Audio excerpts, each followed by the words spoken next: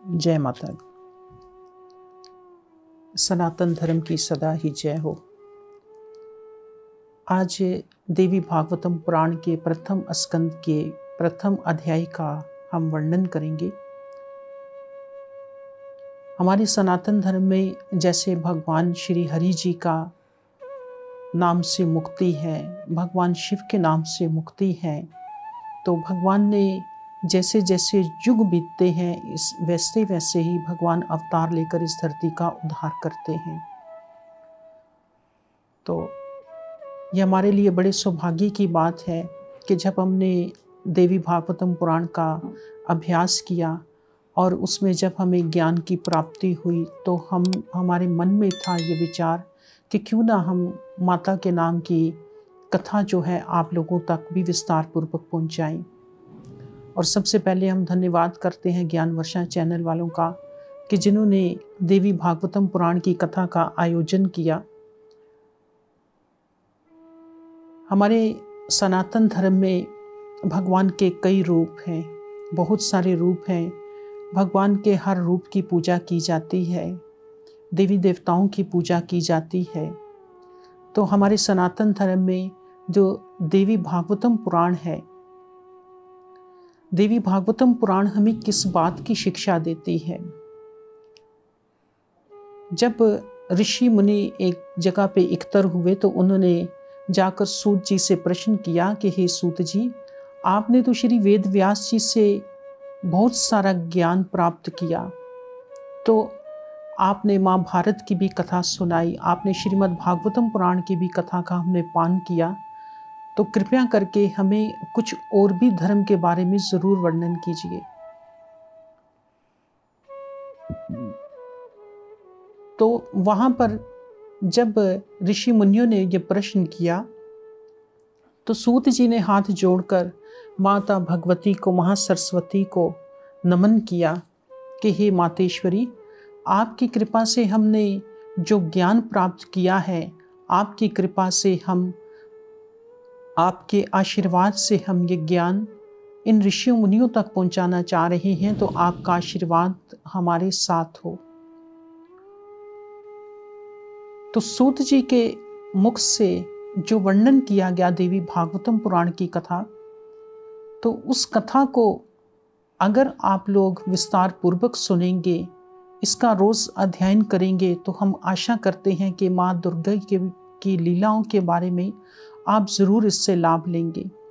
जब आप इससे लाभ लेंगे तो आप किसी दूसरे को भी बता सकते हैं कि हमारे सनातन धर्म क्या है, हमारे सनातन धर्म की जो कथनाएं हैं उनका वर्णन कैसे किया गया और क्यों किया गया। सनातन धर्म में माता की पूजा क्यों जरूरी है। तो श्री सूत जी ने कहा कि हे ऋषिवरों, माता भगवती की लीला अपरंपार है। हमारे सनातन धर्म में एक ही भगवान है, वही एक निरंकार भगवान, वही त्रिदेव के रूप में प्रकट होते हैं, वही माता जगत जननी माँ दुर्गेश्वरी के रूप में प्रकट होते हैं। क्योंकि भगवान ने जब अपने अवतार लिए तो उन्होंने अपनी शक्ति को भी प्रकट किया। जब तक हम शक्ति के बारे में नहीं समझेंगे, हमें कभी भी ज्ञान की प्राप्ति नहीं हो सकती। हमने जब इसके बारे में जब हम वर्णन करते हैं, भगवान के नाम का जब हम ज्ञान करते हैं, तो हमें साथ साथ माता की भी पूजा आवश्यक है। लेकिन हमारे सनातन धर्म में लोगों ने इस चीज़ का वर्णन जो है, इस चीज़ का जो ज्ञान है वो गलत तरीके से फैलाना शुरू कर दिया। जिसने जहाँ से जो बात सुनी उसी को अपना लिया और कभी ये नहीं सोचा कि क्या माता की पूजा करने के लाभ क्या होते हैं।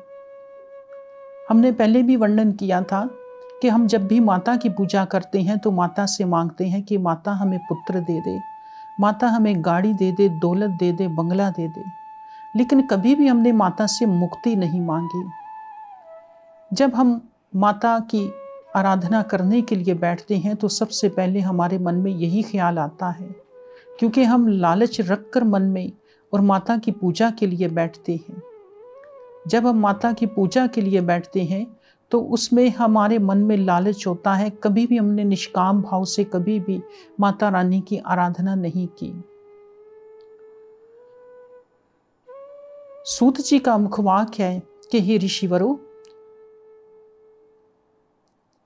जब इस संसार में जब तक शक्ति की पूजा नहीं होती, जब तक शक्ति की आराधना न की जाए, आपकी कोई भी आराधना सफल नहीं होती।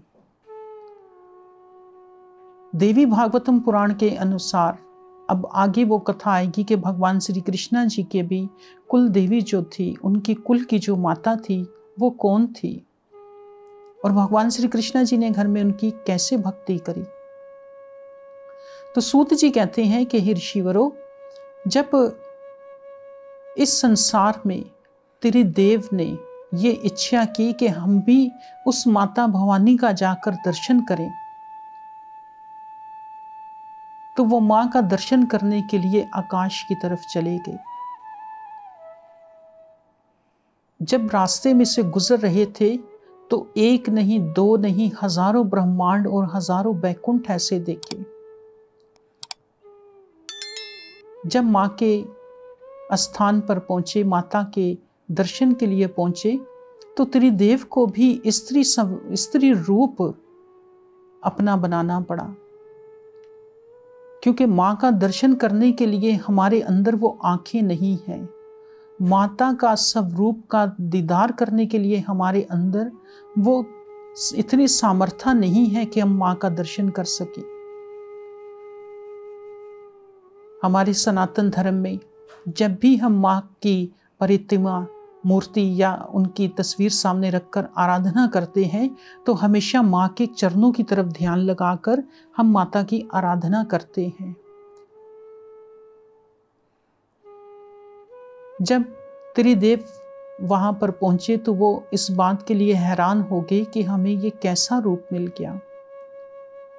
जब माता का दर्शन हुआ तो माता से कहा कि हे मां, हम आपके दर्शन के लिए आए हैं, कृपया करके हमें दर्शन दो। माता का दर्शन पाकर अति प्रसन्न हुए और मां का आशीर्वाद प्राप्त किया और कहा कि हे त्रिदेव, जाकर इस संसार की रचना करो। जब इस संसार की रचना करोगे तो मैं बहुत जल्द अवतार धारण करूंगी। माता के हम उस स्वरूप की बात कर रहे हैं जो मुक्ति की दाता है। जब त्रिदेव को आशीर्वाद की प्राप्ति हुई तो वो वापस जब अपने अपने स्थान को लौट कर चले तो आकर त्रिदेव ने माता का ध्यान किया, माता की पूजा अर्चना की। सूत जी कहते हैं कि हे ऋषिवरों, इस संसार में जब किसी इंसान की मृत्यु हो जाती है तो वो शक्तिहीन हो जाता है। शक्ति क्या है कि वही माता शक्ति है, वही माता दुर्गेश्वरी है, वही माता आदि भवानी है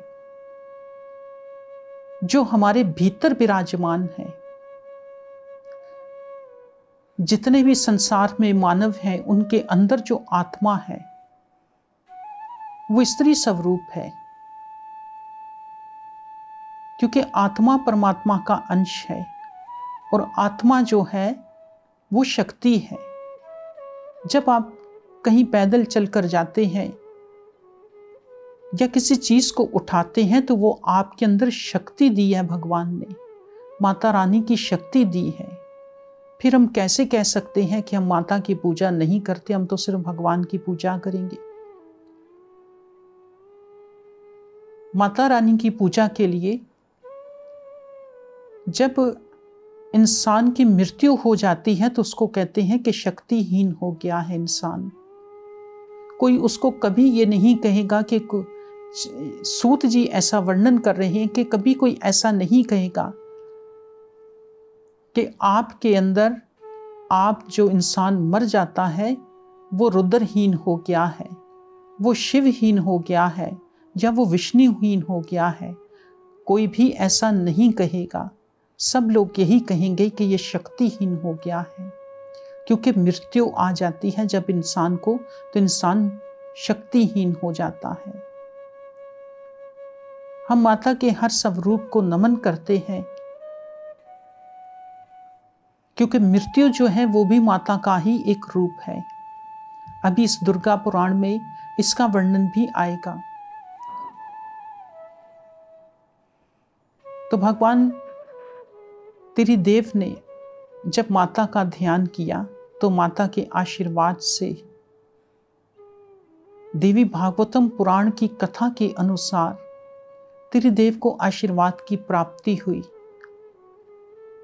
और उनको ज्ञान की प्राप्ति हुई और त्रिदेव ने सृष्टि की रचना करना प्रारंभ किया।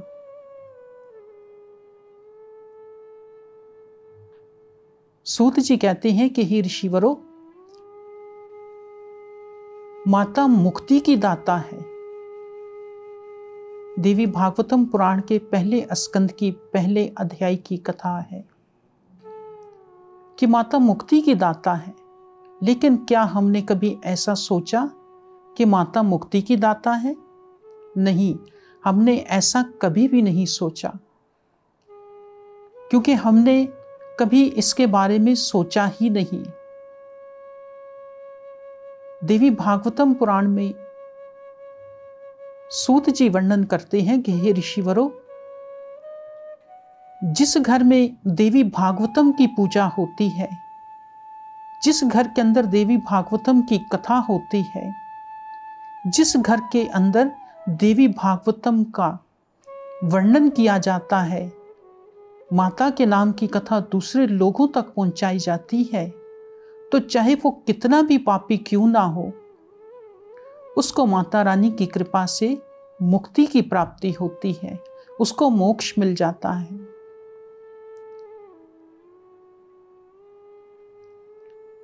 सूत जी का वर्णन है कि हे ऋषिवरों, जब जब इस संसार में दुख बढ़ता है तब तब शक्ति अवतार लेती है,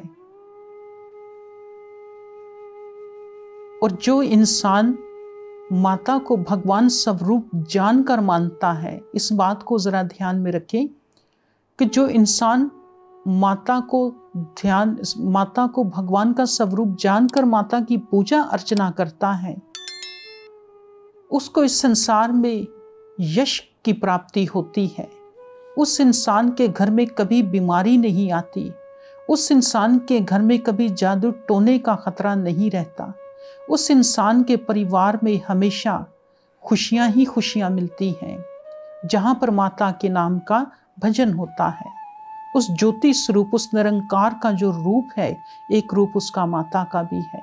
तो जब हम ये भावना लेकर, ये सोचकर हम भगवान के उस रूप की पूजा करते हैं, तो सूत जी कहते हैं कि आपके घर के अंदर कभी भी भूत प्रेत का भय नहीं रहता, आपका परिवार हमेशा कुशल मंगल रहता है, आपके घर में कभी भी दुख दरिद्र नहीं आता, आपके घर में कभी भी बीमारी नहीं आती। जिस घर में माता की पूजा होती है, भगवान के साथ जो माता की पूजा करते हैं, तो भगवान कहते हैं, सूत जी कहते हैं कि हे ऋषिवरों, कि उस घर में कभी भी वक्त से पहले किसी को मौत नहीं आती, बाप से पहले कभी बेटी की मृत्यु नहीं होती।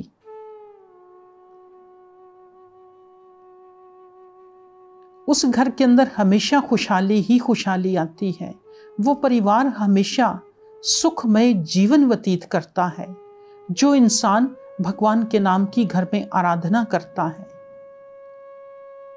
जब आप भगवान के नाम की आराधना करते हैं, तो आप अपने बच्चों को भी बिठाएं, उनको भी बताएं कि माता की पूजा करना क्यों आवश्यक है। इस देवी भागवतम पुराण के माध्यम से हम आगे चलकर ये भी कथाएं करेंगे कि देवी भागवतम पुराण के कौन से अध्याय में और कौन से स्कंद में माता रानी के किस किस अवतार की पूजा होती है, और माता ने जो अवतार लिए उन अवतारों का कारण क्या है। सूत जी कहते हैं कि हे ऋषिवरों, अगर किसी इंसान को कोई कष्ट आ जाए, कोई दुख आ जाए, तो उसमें इंसान को घबराना नहीं चाहिए। तो सूत जी जब इतनी कथा की तो जो बहुत सारे ऋषि मुनि बैठे थे उन्होंने प्रश्न किया कि हे सूत जी, हमें ये बतलाइए कि जब कोई कष्ट आ जाता है, कोई दुख आ जाता है, तो इंसान अपनी जिंदगी को कैसे व्यतीत करता है। तो सूत जी ने कहा कि हे ऋषिवरों, जब संसार में कोई भी कष्ट आ जाता है, कोई भी इंसान के ऊपर, मानव के ऊपर कोई दुख तकलीफ आ जाता है, तो उसको घबराना नहीं चाहिए। उस इंसान को परमात्मा के साथ साथ माता रानी की शरणागत होना चाहिए। जब इंसान परमात्मा के साथ साथ माता रानी की शरणागत होता है तो सूत जी कहते हैं कि उस घर के अंदर कभी भी बीमारी नहीं आ सकती। इसका जो विधान बताया गया है, सूत जी ने जो इस कथा को पढ़ने का जो मकसद बताया गया है कि सिर्फ और सिर्फ भगवान ही मुक्ति के दाता है। चाहे आप भगवान कृष्णा की पूजा करो, चाहे राम की पूजा करो, नारायण जी की करो, शिव की पूजा करो, या निरंकार का अवतार जगत जननी माता दुर्गा की पूजा करो, तो आपको मुक्ति की प्राप्ति होती है।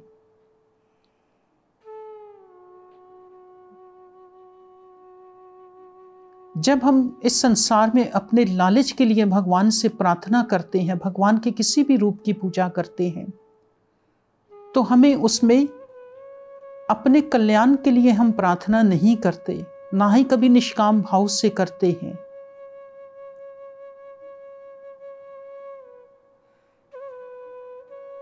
तो उसमें अंत में हमें इस बात के लिए पछताना पड़ता है कि हमने जो कुछ भी मांगा माता से, हमने इस संसार के लिए ही मांगा। हमने कभी भी अपनी आखिरत के लिए नहीं मांगा। हमने कभी माता रानी से मुक्ति की प्रार्थना नहीं की। सूत जी कहते हैं कि जब भी किसी इंसान के ऊपर कष्ट आन पड़े, कुछ दुख आन पड़े, तो घर में 9 दिनों तक और 9 रातों तक, 9 दिन और 9 रातों तक जो इंसान माता की स्थापना करके माता रानी के इस ग्रंथ की पूजा करते हैं, इसका श्रवण करते हैं, इसकी कथा करते हैं, वो लोग इस संसार में कभी भी कष्ट नहीं पाते, उनको कभी भी तकलीफ नहीं होती।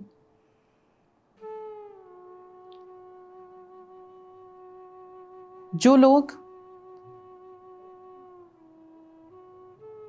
नवरात्रि में या किसी भी शुभ अवसर पर बैठकर इसकी पूजा करते हैं, तो उनके घर में कभी भी भंडार की कमी नहीं होती। सूत जी वर्णन करते हैं कि जब भी किसी के ऊपर कष्ट आन पड़े, जब भी किसी मानव जाति पर दुख आन पड़े, ऐसे रोग आन पड़े या बीमारी आ जाए, तो उस इंसान को चाहिए, उस मानव को चाहिए कि घर में आप किसी के पांव पकड़ने की बजाय घर में माता रानी के 9 दिन तक का पाठ करें। जब आप माता रानी के नाम का पाठ करते हैं, तो उस पाठ के करने से इंसान के बहुत सारे कष्ट दूर हो जाते हैं, बहुत सारी बीमारियां दूर हो जाती हैं। जब इंसान, सूत जी कहते हैं कि जब इंसान ये देख ले कि मेरा साथ हर किसी ने छोड़ दिया है, मेरे अपने भी साथ छोड़कर चले गए हैं, तो उस इंसान को चाहिए कि वो बैठकर माता दुर्गा का ध्यान करे। जब आप माता दुर्गा का ध्यान करते हैं, तो माता के जितने भी रूप हैं, जितने भी अवतार हुए हैं, उन सब का जब आप ध्यान करते हैं, तो माता रानी को जब आप नमन करते हैं हाथ जोड़कर, तो माँ के चरणों का ध्यान करना चाहिए। ऐसा देवी भागवतम पुराण में ऋषियों का मुखवाक्य है कि माता के चरणों की तरफ ध्यान करना चाहिए। हम में इतनी शक्ति नहीं कि माता के मुख की तरफ देख सके। हम दर्शन जरूर करते हैं, लेकिन दर्शन करने के बाद हमें फौरन चरणों की तरफ ध्यान लगाना चाहिए। जब तक कोई भी मानव माता के चरणों का ध्यान नहीं लगाता, उसको कभी भी सफलता की प्राप्ति नहीं होती। ऐसा सूत जी वर्णन करते हैं।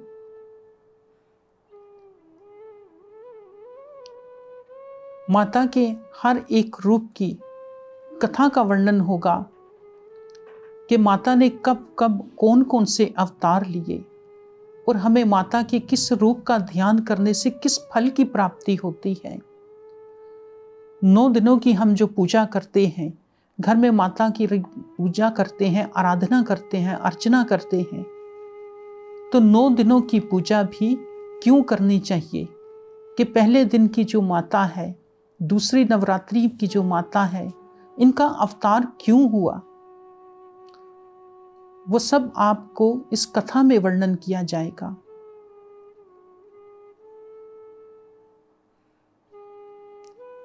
सूत जी का मुखवाक्य है कि हे ऋषिवरों, जब जब इस संसार में महामारी आती है, महामारी आपने देखा होगा कि आज से 2 या 3 साल पहले महामारी आई थी जिसको हम कोरोना बोलते हैं, लाखों लोग मर चुके उसमें। तो सूत जी कहते हैं कि जब महामारी आ जाए, इस संसार में कोई ऐसी बीमारी आ जाए कि जिससे लोग मरने लगे, तो उस वक्त अपने घरों में महामाया का, माता दुर्गेश्वरी का ध्यान करना चाहिए। माता के नाम का पाठ रखकर इस संसार के लिए, इस जगत के कल्याण के लिए पाठ करना चाहिए, ताकि आपके घर के अंदर जो दुख तकलीफ है, जो परेशानी है और जो संसार के ऊपर जो कष्ट आया हुआ है, वो दूर हो जाए। कभी आपने देखा होगा कि कभी संसार के ऊपर कभी जलजला आ जाता है, तो कभी इस संसार में तूफान आ जाता है, तो कभी लोग भूख से मरने लगते हैं, तो कभी कोई ना कोई महामारी ऐसी या बीमारी ऐसी आ जाती है कि जिसकी वजह से लोग मरने लगते हैं। तो सूत जी का मुखवाक्य है कि हे ऋषिवरों, जब भी महामारी आ जाए, आप माता भवानी का पूजन करो। घर में 9 दिन तक पाठ करने से, लोग माता के नाम का रोज हवन करने से उस महामारी का नामो निशान मिट जाता है। लेकिन हमें माता रानी पे और भगवान पे कभी भरोसा ही नहीं होता। हम जब कष्ट आता है, दुख आता है, तो हम भगवान की पूजा को छोड़कर लोगों के पीछे भागते हैं कि कोई हमारी मदद करे। लेकिन भगवान पे सबसे पहले भरोसा है। लोगों पे भरोसा रखना चाहिए, लेकिन सबसे पहले जो भरोसा है वो भगवान पे होना चाहिए। तो जब भगवान पे भरोसा नहीं होगा तो इंसान कभी भी सफलता की तरफ नहीं जा सकता। हमें सफलता की प्राप्ति के लिए हमें माता दुर्गेश्वरी का ध्यान करना चाहिए। माता का कौन कौन सा अवतार हुआ, माता ने कब कब और क्यों अवतार लिए, इन सब का वर्णन बड़े ही प्रेम से हम भी करेंगे कथा। और आप लोगों से भी निवेदन है कि आप भी इसका ज़रूर इसका श्रवण करें, ताकि हमारे अंदर जो अज्ञानता है, जो अज्ञान हमारे अंदर जो जहालत फैली हुई है, इसको हम दूर कर सकें। आप जब तक माता के चरणों का ध्यान नहीं करेंगे, माता की महिमा का, माता की लीला का कभी भी आपको वो ज्ञान की प्राप्ति नहीं हो सकती जो हमें होनी चाहिए। जब इस धर्म में हमने जन्म लिया, इस संसार में जन्म लिया, तो हमारा धर्म बनता है कि हम माता के नाम की पूजा करें। अब जैसे जैसे आगे अध्याय आएंगे, उनमें माता के अवतारों की कथा होगी, भक्तों की कथनाएं होंगी, राक्षसों की कथनाएं होंगी कि कौन सा इंसान गलत है, माता को कौन से लोग पसंद हैं, माता कौन से ऐसे लोगों को नापसंद करती है। तो इसमें भी इसका बड़े ही सरल तरीके से वर्णन किया जाएगा। और आप लोगों से भी हाथ जोड़कर विनती है कि इसको ज़रूर सुनें। और आप लोगों का अगर कोई भी प्रश्न हो तो आप ज़रूर इसमें प्रश्न करिएगा। आप सबका बहुत बहुत धन्यवाद जी। जय माता दी। सनातन धर्म की सदा ही जय हो।